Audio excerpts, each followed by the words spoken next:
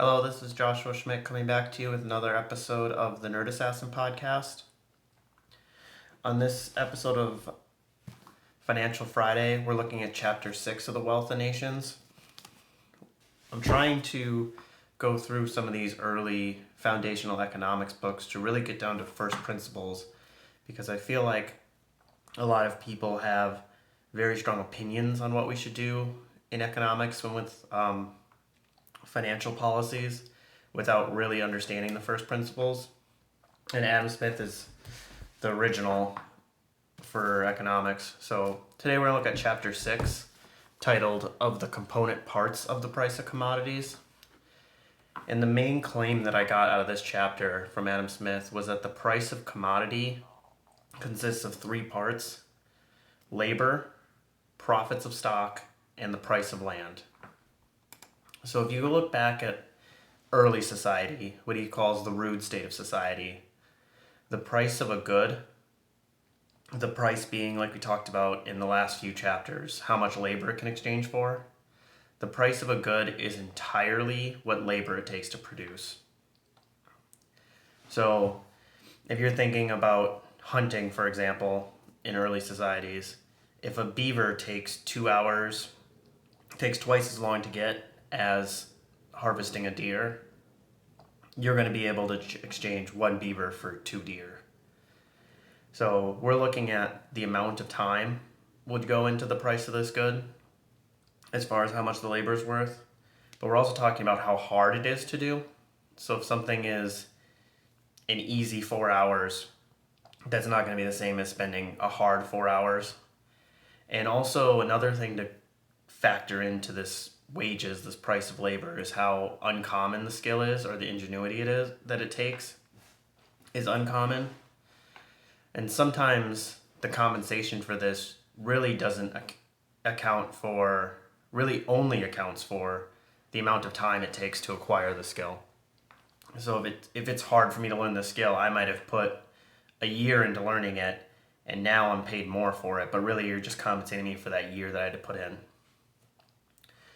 But soon after we move past this rude state of society, once somebody starts accumulating stock, accumulating capital, starts gaining an amount of money, it's natural for him to use this money to employ other people and supply them with materials in order to make a profit on that stock, on that capital. So let me go to a quote here. In exchanging the complete manufacture over and above what may be sufficient to pay the price of materials and the wages of the workmen, something must be given for the profits of the undertaker of the work who hazards his stock toward the venture. So basically what this means is, in order for me to risk my money on some adventure, in order for me to risk my money in both paying for the materials and paying the wages of the worker, I need to make something on that money. Otherwise, why would I do it? So at this point, price is no longer just a component of labor. It's now labor plus profit. So another quote here: he could have no interest to employ them, he being the employer, unless he expected more than what was sufficient to replace his stock to him. So basically, no one's going to hire somebody unless by hiring that person, they're going to make more than if they didn't hire them. And really, an employer is only going to employ a lot of people if the profits work in proportion to those number of people. So I'm not looking, I need to make, if I'm going to invest $1,000 in wages, I need to make 10 times more than if I invested $10 into wages. Now, you could try to argue that profits are actually just a different form of labor, that the reason that you're making money on profit is because you're managing people and directing them what to do. However, Adam Smith says this is not a correct claim because profits are regulated entirely differently than labor.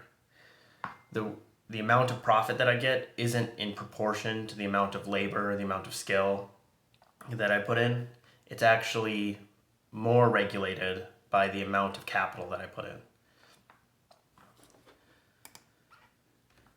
So you could imagine if I were to hire a workforce of 20 people in two different factories.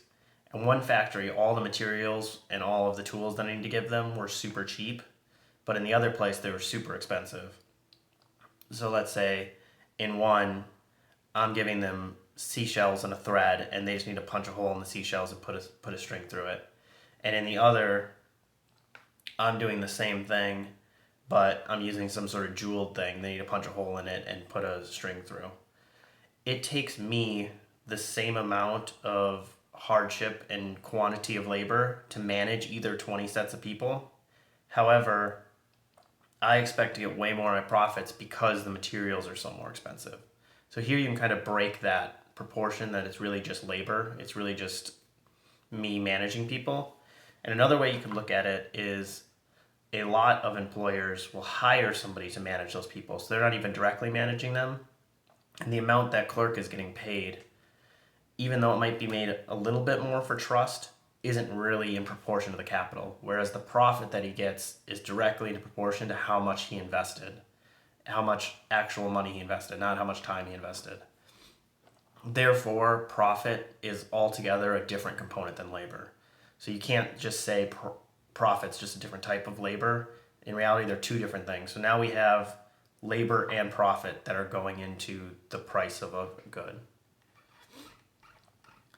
The next point is once a country has a majority of its land privatized, most of its land is owned by somebody, the third portion that comes into factor is rent. So before the land is owned, somebody would just go into the woods, cut down trees, and it's just his labor and his time that he's getting paid for when he's bringing the lumber back. But if I'm going to go onto somebody else's land, he's going to expect to get either directly money from it or a percentage of what I take out, which again just will come back down to getting money for it. So now we have all three components.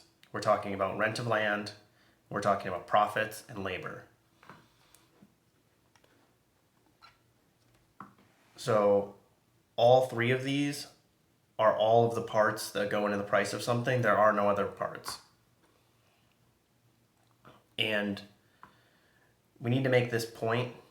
Earlier in the other chapters, we talked about how the real value of anything is the labor it can command. So even though we're talking about these three different parts, each of the value of the parts comes back to the quantity of labor that they can command. Not just labor, but profit and rent. Their value is based on how much labor I can buy with them. So let's go into an example here. Because in an improved society, almost all commodities have all three parts. So let's go into something simple like corn. If I'm planting corn, I'm paying the landlord for the land that I'm renting from him. I'm paying laborers, and I'm paying the people managing the cattle, and me as the farmer and getting profit. Somebody might try to argue a fourth price that you get in here is wear and tear. But if you think about it, I'll have wear and tear on the cattle or the horse where I need to replace them. But in reality, the price that is of the new cattle, let's say the new calf that I need to get to replace the cattle that I know is going to die, the price of that is coming back down to the person raising that calf, the profit that whoever's giving him money, and the wages. So again, wear and tear, you're just really, eventually it's coming back to those three parts again. Another interesting point is the more manufactured a product is, the less rent plays a role in its price. As it gets through levels of manufacturing, the wages and profit are going to increase in proportion to rent. So corn, we talked about renting the field, profits of the farmer and the people working it. But if I look at flour, now I have the price of the corn, which includes those three parts, the miller's profits, and the wages of the employees working at the mill. I have transporting goods from the farmer over to the baker or over to the miller. So in reality, as we move on, there's more and more wages and capital, and the wages and capital need to increase at every step. because it's not only the capital for the next piece of manufacturing, but I'm now paying for the capital of all the other pieces. So let me read a quote here. The capital which employs the weavers, for example, must be greater than that which employs the spinners, because it not only replaces the capital with its profits, but pays besides the wages of the weaver, and the profits must also bear some proportion to the capital. So wages and profits go up in each step because they're paying for the goods, which has wages and profits of other people inside of it.